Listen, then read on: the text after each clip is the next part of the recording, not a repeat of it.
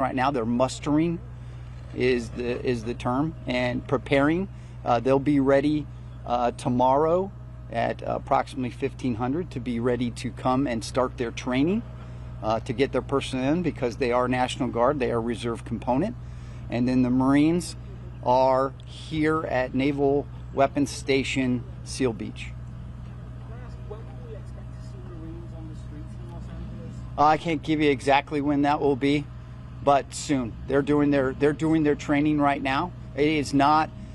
We train for a federal mission for warfight, so they're right now going through civil disturbance training and the standing rules of force training. Can you tell us a bit about the rules of engagement? Well, so really for rules of engagement, we are strictly here to protect federal facilities and to protect federal agencies and their personnel and allow them to do their job. We are strictly there to help them do their job and to protect them. What happens if there's a use of force or a shooting? Who investigates that? That will be law enforcement. I know you can't say when the Marines will be on the street. Is it safe to say they won't be on the streets today? They will not be on the streets today. At what point does military aid stop? When protests slow, or if ICE feels satisfied with their raids? It's strictly to the officer, to the agent in charge when they're doing the operations. They do that, so we have worked out coordination with them. We meet, we do rehearsals, we totally understand their operation, conduct the operation, and then we leave. Is there a plan in place to call in even more? Because originally it started with the first 2,000 National Guard. Now there's 2,000 more coming. Ma'am, I do not know. A question on, and I think it's a follow-up from Carly's question. So right now, is there a date where for sure Task Force 51 will still be enacted till, or is it a day-by-day situation? It's a day-by-day situation. We've been ordered to temporarily protect both buildings and federal personnel.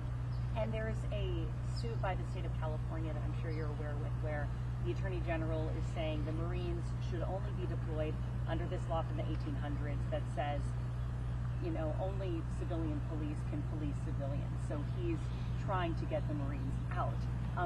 Your response to that? That is, they're working it. It's beyond my scope.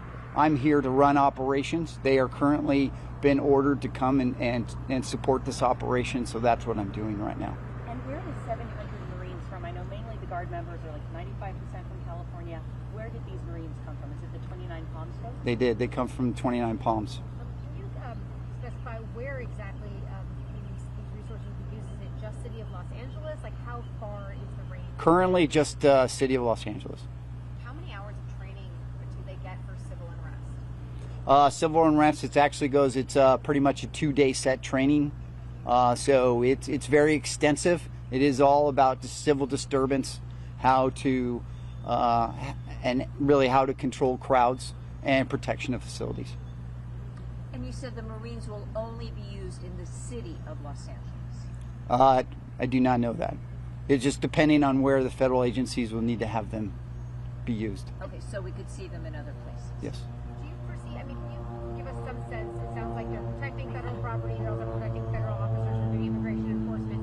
How many of the troops are being used for one versus the other? Like, how much of this operation is devoted to one task versus the other? It depends on the operations. Their operations depend on the day and what they're doing. We're prepared to provide up to, right now, currently, we can provide up to 2,000 soldiers to do the missions that they need.